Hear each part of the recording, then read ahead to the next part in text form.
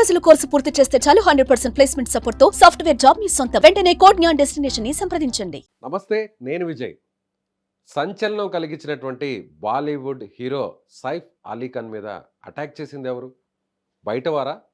ఇప్పుడు పోలీసు అదుపులో ఉన్నటువంటి బంగ్లాదేశీయుడు?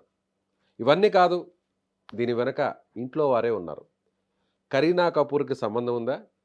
ఆస్తి వివాదాల కోసం కుటుంబ సభ్యులే ఈ అటాక్ చేశారా? లేదంటే అతనుకు వేరే వివాహేతర సంబంధం ఉందా? ఇలా రకరకాల కోణాలు వినిపిస్తున్నాయి. దీని గురించి డిస్కస్ చేద్దాం. మనతో పాటు ఉన్నారు స్టూడియోలో మాజీ పోలీసు ఉన్నతాధికారి, ప్రస్తుతం అడ్వకేట్గా పనిచేస్తున్నటువంటి సర్వేశ్వర్ రెడ్డి గారు. నమస్తే సార్. నమస్తే. గత కొన్ని రోజుల నుంచి సస్పెన్స్ థ్రిల్లర్ మూవీలో ఎలాంటి సన్నివేశాలు ఉంటాయో అలాంటి సన్నివేశాలు ఇప్పుడు ఈ కేసులో మనకు కనిపిస్తాయి. అసలు తప్పు ఎవరిదై ఉంటారు? మీరు చాలా కేసుల్ని స్టడీ చేస్తుంటారు, ఇన్వెస్టిగేట్ చేస్తుంటారు. దీంట్లో ఆ నిందితుడు నేరుగా 12 అంతస్తులు ఎక్కి సైఫ్ అలీ ఖాన్ ఉన్న రూమ్లోకి వెళ్ళి అటాక్ చేయడం అనేది అది చెప్పడుతుంటే మనకే విడ్డూరంగా ఉంది. ఆయన అందులో కోలుకొని బయటకు వచ్చిన తర్వాత ఒక సూపర్ మ్యాన్ లాగా నడిచేస్తున్నాడు 5 రోజుల్లోనే. కానీ చెప్పింది మాత్రం స్పైన్లోకి 2 అంగుళాల వరకు ముక్క ఇరుక్కుపోయింది, దాన్ని బయటకు తీసాం. స్పైన్లో 72,000 వెయిన్స్ ఉంటాయి. It's not so easy to walk like that with in 3 or 4 days, 5 days or 1 week, 2 months అన్న రెస్ట్ తీసుకోవాల్సి బెడ్ రెస్ట్. అది అయితే నాట్ బిలబుల్. 6 కత్తిపోట్లను పడితే 5 రోజుల్లో ఇంత సాఫీగా ఎలా బయటకు వచ్చి నడిచేస్తాడు? 6 కత్తిపోట్లు ఉంటే డిఫరెంట్ ఒక సూపర్ఫిషియల్ కత్తిపోట్లు ఉంటే ఏం కాదు. 6 పడ్డ ఏం కాదు, 10 పడ్డ ఏం కాదు. ఎందుకంటే అది ఇంటర్నల్ ఆర్గాన్స్ దెబ్బతింటలేదు కదా. గుండె కానీ లేకుంటే లివర్ కానీ లేకుంటే కిడ్నీస్ కానీ ఏమైనా దెబ్బతింటే ఉంటే ఇట్స్ డిఫికల్ట్ టు మూవ్. అది సూపర్ఫిషియల్ స్టమక్ పైన ఇంట్రెస్ట్ ప్రభావం ఉన్నది. అట్లా మామూలుగా నడుస్తున్నాడు అంటే అందరూ కూడా ఏదో స్ట్రెచర్ మీద వస్తాడు లేదంటే వీల్ చైర్ మీద వస్తాడు అని అందరూ ఎక్స్పెక్ట్ చేస్తే నడుస్తాడు. అవును. ఎందుకంటే ఇప్పుడు సైఫ్ అలీ ఖాన్ అనేది ఒక పెద్ద పట్టుడి ఫ్యామిలీ, హిస్టారికల్ ఫ్యామిలీ. అది ఆ కుటుంబం వాళ్ళ డాడీకి వెళ్ళి ఆయనకి దగ్గర 15,000 కోట్ల ఆస్తి వచ్చింది. భార్యలు ఎట్లా ఉండరు, ఫస్ట్ సెకండ్ థర్డ్ ఫోర్త్ ఏదో ఉండవు. సెకండ్ వైఫ్ అయితే ఉంది, ఆయన పేరు ఉంది. అట్లా అక్కడ ఇది టోటల్ సీన్ అబ్జర్వ్ చేస్తే ఏమైతే అంటే ఇంటర్నల్ ఇన్ఫర్మేషన్ వచ్చారు, బయట ఎవడు కాదు. ఖచ్చితంగా ఇంట్లో వాళ్ళ ప్రమేయం ఉంటుంది, ప్రమేయం అంటే జరుగుతుంది. లేకుంటే 12 అంతస్తులు ఎక్కేసి వాడు నేరస్తుడు.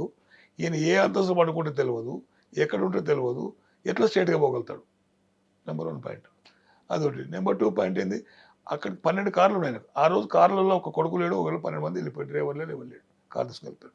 ఎందుకు అదే రోజు వెళ్ళిపోయినారు? ఇవన్నీ డౌట్ఫుల్ క్వశ్చన్స్. వీటన్నిటి పరిష్కార మార్గం నాకు తెలిసి బంగ్లాదేశీయుడు అంటే మొత్తం హైర్ చేసి ఉండాలి, ఆస్తి తగాదాలని ఉండాలి, ఇంటర్నల్ ఇంకే రకరకాల తగాదాలు ఏమైనా ఉండాలి తప్ప బయట వచ్చి పగ తీర్చుకోవడానికి సైఫ్ అలీ ఖాన్ ఎవరు రాడు. అందు గురించి వాళ్ళ కుటుంబంలోనే జరిగి ఉండొచ్చు అనేది నా అనుమానం. కేవలం డబ్బు కోసం, దొంగతనం చేయడం కోసం ₹1 కోటి డిమాండ్ చేశారు. సో డబ్బులు ఇవ్వకపోతే అటాక్ చేశాడు. ఫస్ట్ పిల్లల మీద అటాక్ చేయబోతుంటే ఈయన హీరోలాగా ఎంటర్ అయ్యి ఆయన్ని అడ్డుకున్నారు. లేదు, డబ్బు అంటే పోయేటప్పుడు ఇంట్లో ₹1 కోటి దొరకవు. అంతా సినిమా స్క్రిప్టే, ఇది ఆ సినిమా స్క్రిప్టే. డబ్బు అంటే ₹1 కోటి దొరకవు, ₹1 బంగారం దొరకవు. Saif Ali Khan not is small man కాదు కదా. మన చాలా సినిమాల్లో ఆయన చాలా రొమాంటిక్ పెద్ద రోల్ ప్రదర్శించాడు. కోట్ల రెమ్యునరేషన్, 100 కోట్లు. దేవరా సినిమాలో సెకండ్ మెయిన్ క్యారెక్టర్ ఆయనదే. సినిమాలో అదే ఉంది. అందుకే ఒక 50 కోట్లు 100 కోట్లు సినిమాకి మినిమం తీసుకున్న వ్యక్తులు ఇంట్లో పైసలు ఉండవు. మొత్తం బ్యాగ్తోనే వెళ్ళిపోయాడు, పైసలు లేదు, గోల్డ్ లేదు. అంటే పర్పస్లీ ఆయన అటాక్ చేయడానికి వచ్చాడు. పర్పస్లీ, ఉద్దేశపూర్వకంగా చంపేద్దాం అనే ఉద్దేశంతోనే వచ్చినట్లు కనపడుతున్నారు. చంపాలనే వచ్చారు, పర్పస్లీ చంపాలని వచ్చింది. లేదంటే ఏదన్నా ఇదంతా కూడా సీన్ క్రియేట్ చేసి ఏదో బయటకు వేరేలాగా స్పెక్యులేట్ చేయడం కోసం ఇది చేశారు అనుకోవచ్చు. అది కూడా ఛాన్స్ ఉంది. మధ్యలో గొడవలు ఏమైనా ఉంటే కూడా సీన్ క్రియేట్ చేసేసి ఆయన్ని హత్య గురి కాబడుతున్నాడు కదా, ఎందుకు లేనిపోతే కాముకుందాం అనే కాన్సెప్ట్తో కూడా ఆ జనరల్ కనిపిస్తుంది కదప్ప. అది ఇంటెన్షన్గా చేయించింది అనేది నాకు అనుమానం. ఉద్దేశపూర్వక కుటుంబం ఉండొచ్చు, ఎనిమిలో ఉండొచ్చు, రకరకాల వాళ్ళు ఉండొచ్చు, కాకపోతే ఇంటెన్షన్ ఉంది. కరీనా కపూర్ మీద కూడా అనుమానం ఉంది. ఆమెను కూడా కష్టాలు తీసుకొని విచారిస్తుంది కదా. లాస్ట్ ఇన్వెస్టిగేషన్ తిరిగి ఆడికి వచ్చింది. లాస్ట్కు ఆమె ఏమన్నా చేయించుంటుందేమో అనుమానంతో ఆడికి వచ్చింది. నేను అదంటూ నా కుటుంబం అనే మాట అదే. కుటుంబంలోని వ్యక్తులు ఎవరైనా క్లూస్ ఇవ్వండి, స్ట్రేంజర్ అఫెండరు ఆడపోయి 12 అంతస్తుల మంది పలానా రోజులు వండుకున్నాడు అనేది తెలియదు. Number 1 point. మళ్ళీ వాడు డబ్బుకి వచ్చిందా గోల్డ్కి వచ్చింది కాదు. Number 2 point. నెంబర్ 3 పాయింట్, అదే రోజు ఎవరైనా ఉన్నారా అంటే ఎవరైనా 12 వెహికల్ వాళ్ళంతా వెళ్ళిపోయారు, ఎవరు లేడు, ఎందుకు వెళ్ళిపోయారు, అదే రోజు ఎందుకు పోయారు, ఇవన్నీ అనుమానాలతో తిరిగి కత్రినా కైఫ్ కాడికి వచ్చింది. కైఫ్ని విచారిస్తున్నాడు. మళ్ళీ కైఫ్ మరి ఏం చెప్తుంది కత్రినా అనేది ఆమె స్టేట్మెంట్ బట్టి వీళ్ళ రిపోర్ట్ బట్టి ఆధారపడుతుంది. సో 2:30కి జరిగింది తెల్లవారుజామున ఇన్సిడెంట్, కానీ వచ్చిందేమో 4 గంటలకి. అంటే ఈ 1:30 గంట సేపు ఏం చేస్తున్నారు అనేది కూడా క్లారిటీ లేదు. ఎవరు ఈ నేరస్తుడు అటాక్ జరిగిన తర్వాత దాదాపు 1.5 అవర్ తర్వాత హాస్పిటల్కి తీసుకొచ్చారు అనేది ఇమ్మీడియట్ లేదరా. లేదు. ఇంతసేపు ఎందుకు అక్కడ ఉన్నారు ఇంట్లో? హాస్పిటల్ ఉంది, ప్రేమలో శ్రీల హాస్పిటల్ తీసుకుపోయారు. 1.5 అవర్ ఏం చేస్తున్నది గ్యాప్ ఎక్కువనే ఉంది. ఎందుకంటే వైటల్ పార్ట్ అయితే మాత్రం అంతసేపు బతకరు. బ్లడ్ యూజింగ్ అయితే హార్ట్ హ్యామరేజ్తో చనిపోతాడు మనిషి. అట్లా అంతసేపు అయితే కాదు.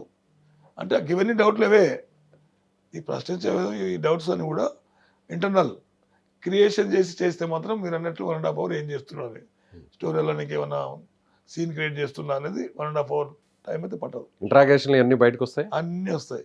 ఎందుకో నేను time and again I'm telling, ఈ నార్కో పెద్ద పెద్ద వాళ్ళు అంటే నార్కోలో టెస్ట్ పెట్టాలి. అది లీగల్ శాంటిటీ ఉండదు అని అంటారు, కానీ ఫ్యాక్ట్స్ అయితే బయటకు వస్తాయి కదా.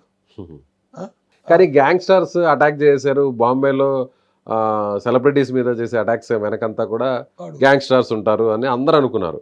కానీ తిరిగి కాదు, బంగ్లాదేశీయుడు, ఇది వేరే కారణంతో రకరకాలుగా మనం చూసాం. గ్యాంగ్స్టర్ కేసు కాదు ఇది. గ్యాంగ్స్టర్లకు దీనికి సంబంధం లేదు.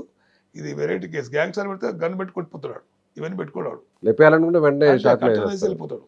ఇది గ్యాంగ్స్టర్ కేసు కాదు, కాకపోతే కాన్స్పిరసీ కేసు, కుట్ర కేసు. ఇది కుట్ర అనేది డబ్బుల కన్నా ఉండొచ్చు, కుటుంబ వ్యవస్థ పైన ఉండొచ్చు, తీసేస్తే అంతా నాకు దొరుకుతానే ఉండొచ్చు, ఏదైనా ఉండొచ్చు, ఎనీథింగ్ కెన్ పాసిబుల్. ఇది nothing but is conspiracy case 120. అట్లా గ్యాంగ్స్టర్ కాదు. ఆయన మా సంపనికి అవసరం, ఏ గ్యాంగ్స్టర్ కూడా అవసరం లేదు. వీళ్ళందరూ ఫుల్ సెక్యూరిటీలో ఉంటారు. వీళ్ళు నాటే జోకు 12 అంతస్తుల బిల్డింగ్లో ఉంటారంటే ఎక్కడ ఉంటారో తెలియదు అని. గ్యాంగ్స్టర్ అంతా కూడా ఏమైనా కొట్టాలంటే పబ్లిక్ మీటింగ్లో, లేకుంటే సినిమా దాంట్లో ఏమైనా కొట్టాలి షూటింగ్లో, కానీ ఇంట్లో పోయి కొట్టిన స్కోప్ ఉండదు. అంటే ఇదంతా ఒక సీన్ క్రియేట్ చేసి దొంగతనం కోసం ఒక దొంగ వచ్చాడు, సో పొడిచి చంపేసి వెళ్ళిపోయాడు అనే సీన్ క్రియేట్ చేయడం కోసం ఇదంతా చేశారు. యాక్సిడెంటల్ గా జరిగింది అన్నట్లు క్రియేట్ చేసినట్టు కనపడుతుంది. అంటే వాళ్ళు చెప్పడానికి మీరు చెప్పిన దొంగ వచ్చిండు, వాడిని పిల్లలు పడని పోతే అడ్డం పోతే వచ్చిండు, పారిపోయాడు అనేది చెప్తున్నారు. కానీ that is not at all correct. So పోలీసులు ఇన్వెస్టిగేషన్లో మామూలు వ్యక్తుల్ని, సాధారణ వ్యక్తుల్ని ఒకేలాగా ఇన్వెస్టిగేట్ చేస్తారా? ఇలాంటి సెలబ్రిటీస్ని కూడా ఇంకోలా ఇన్వెస్టిగేట్ చేస్తారా? వీళ్ళు కొంచెం క్వశ్చనర్స్ అడుగుతారు, గోయింగ్ ఆన్ క్వశ్చనర్ అడగడము. మామూలు వ్యక్తులకు వీళ్ళు భేదం ఏమి ఉండదు, కానీ depends upon the reply other side. Anything can possible, anything can use the police. It's not barrier. Fact finding చేయడానికి మనం ఏదో ఒకటి కావాలి కదా. అంత పెద్ద సెన్సెస్ కేసు బాంబే అంతా అల్లకొల్లా ఉంది. ఆ స్టూడియోస్, ఇంపార్టెంట్ యాక్టర్స్ వాళ్ళంతా కానీ ఉంటారు కదా. కోటేశ్వరులు business economic bowl of India అది. అక్కడ జరిగింది డిటెక్ట్ చేయకపోతే ఫెయిల్యూర్ అది పాలక పోలీస్ వస్తుంది. అట్లా ఏ కేసు అయినా ఇంపార్టెంట్ కేసు ఉంటే మాత్రం అది వేరే మెసేజ్ ఆ కేసు మెసేజ్ పంపకూడదు సొసైటీకి. అలాంటి పనిష్మెంట్ ఉండాలి, అలాంటి ఇన్వెస్టిగేషన్ ఉండాలి. ఖచ్చితంగా బయటకు తీస్తారు, ఏదున్నా కూడా ఖచ్చితంగా తీస్తారు, 100% తీస్తారు. కాకపోతే క్లారిటీగా తీస్తారు, ఇంకా క్లారిటీగా తీస్తారు. కొంత టైం తీసుకున్నా కూడా క్లారిటీస్ అన్ని బయటకు తప్పకుండా డిటెక్ట్ చేస్తారు. Thank you sir, thank you. ఇది మాజీ పోలీసు ఉన్నతాధికారి సర్వేశ్వరరెడ్డి గారు చెప్పినట్టుగా ఖచ్చితంగా దీని వెనక కుట్ర కోణం దాగి ఉంది, కుటుంబ సభ్యుల ప్రమేయం ఉంది అనేటువంటి విషయం చాలా స్పష్టంగా అర్థమవుతుంది. పోలీసులు దీన్ని చాలా ఛాలెంజింగ్గా తీసుకున్నారు. దీని వెనకున్నటువంటి రహస్యాలను ఖచ్చితంగా బయట పడతారు అంటూ కూడా ఆయన చెప్తున్నారు. Thank you so much.